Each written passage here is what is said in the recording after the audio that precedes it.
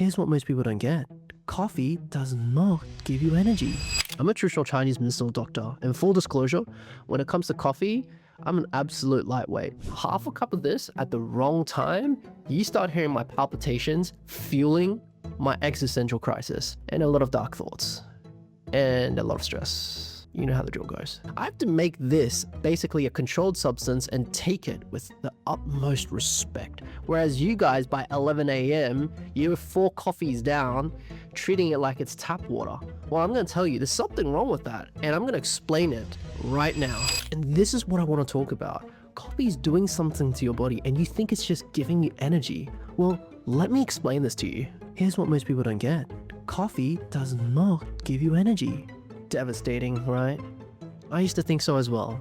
For example, think of black coffee right here. Barely any calories. How do you think it's fueling your glorious morning energy? Well, see, it doesn't make any sense. In Chinese medicine, coffee does not create energy. It unlocks it. It goes all the way into the back of the reserves of your body, grips it all the way up here, and brings it all the way to the front. Think of it as like a credit card. 100% real, but the boost is also 100% borrowed. Now guess what happens if you keep on borrowing and borrowing and borrowing, and you never pay it back? You have to pay it back one day, and on top of that, there's going to be an interest, and that interest is your body, especially your fatigue, and stress, and mood, and every other negative possible feeling that you have in your body, and you always feel like you're feeling tired for no reason. Maybe that's why.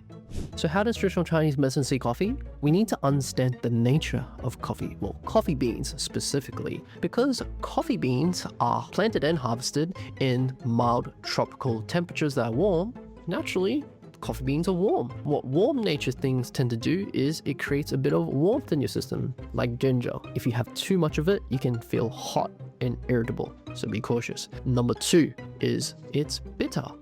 In traditional Chinese medicine, bitter flavored things help counteract greasy foods and the waste you have in your system. So that's why when you have that brain fog and you feel sluggish as well, this bitterness in the coffee helps eliminate that and helps bring you a bit more of that energy. Now you pair the warm natured of it and the bitter part of it, and then you get something where it can help boost the circulation while clearing out the gunk, the heaviness in your body. So here's a checklist on whether or not you're having too much coffee. Number 1, when you're on it, you feel more anxious and irritated. You don't even feel that much of an energy boost. You're like, yeah, I guess I feel a little bit better, but then your heartbeat just is like coming out of your chest. That's number 1. Number 2, you are constipated without coffee. Some people do drink coffee to help with their bowels. Trust me, ask your friends. Maybe one of them will be like that. Number 3, this is the biggest one. After a few hours later, maybe 4 hours-ish, you start crashing. So the people that have your morning coffee, you probably have your second coffee around 11 or 12. That's a red flag. Number 4, I'm calling out you guys, specifically you guys, the people that don't even drink water, just go straight to coffee. You guys are a different breed. Drinking coffee first thing in the morning, that's absolutely wild. Number 5, this is actually one of the most interesting ones, and I tend to see it with not all my patients, but quite a few of my patients that love their coffee. And it's that I ask them, do you have fatigue? And they tell me, no. And I ask them, do you drink coffee? They say, yes. And I ask them, so how do you actually feel without coffee? I don't know. So the people that say they don't have fatigue and they've been drinking coffee like every single day and they don't even know that they don't have that fatigue, I'm talking about you guys. So what are the things that we can actually do for you guys, okay? I'm not going to stop you from drinking coffee. You know, coffee makes the world go around. It increases the world's productivity. How could I possibly stop that? So here are a few things. Take note and just follow through on it every single day. Number 1, have breakfast, okay? If you have breakfast and then you have coffee, then it's going to diminish the depleting effects of coffee. You're basically giving it a bit of a cushion there so your body doesn't have to raid the reserves of your internal energy. So making sure you have a bit of food when you have your coffee, okay? It's kind of like even when you have like cold medication sometimes, they tell you to take it with food. There's a reason why, okay? Number 2, making sure that you are drinking your coffee at least 90 minutes after you wake up. I would personally prefer 2 hours, but if you guys have to hit the gym early in the morning and you need your caffeine, I know it's hard for you guys to be sober to really work out and not have your pre-workout, not have your coffee in your whole, routine. Well, sorry to kind of pour that rain on your parade. I would say making sure to drink your coffee, possibly, preferably after your workout or after around 90 minutes to 2 hours later.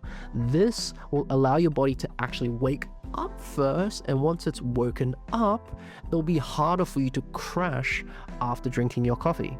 Take note. Number 3, making sure that you're not drinking coffee early afternoon. What's going to happen is you'll be borrowing tonight's sleep if you start drinking again. No matter how tired you are, please, I know you just don't do it, okay? Just don't do it. If you really have to, try matcha. Matcha's more calming, okay? That's good. Give that a shot. Number 4, skipping and reducing your coffee or if you like the taste, because a lot of people tell me I drink coffee for the taste. You don't drink it for the taste. Then you can switch to decaf, okay? So reducing the amount of coffee you have, especially throughout the week, and maybe like reducing it by 1 cup a day if you're drinking 3 or 4, maybe give that a shot, okay? Now, to be fair, coffee is a genuine pleasure and it's amazing. Great benefits for a well-rested person. So traditional Chinese medicine and me, we're not anti-coffee. In fact, I'm just anatomically unqualified for it. So coffee isn't the villain here.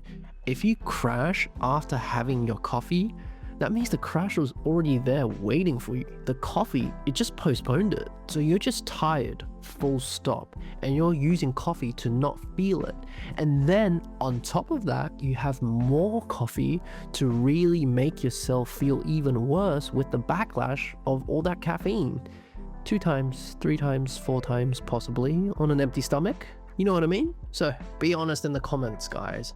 Are you a half-cup flower like me, or a 4-shot fire-breathing dragon that cannot survive until you get your coffee in the morning? No judgment if you are. Mostly no judgment. So, look after yourself, guys. I'm gonna have my strategic half-cup coffee. Damn, I think I had too much. I'm definitely gonna regret that. See you later, guys. Take care. Bye.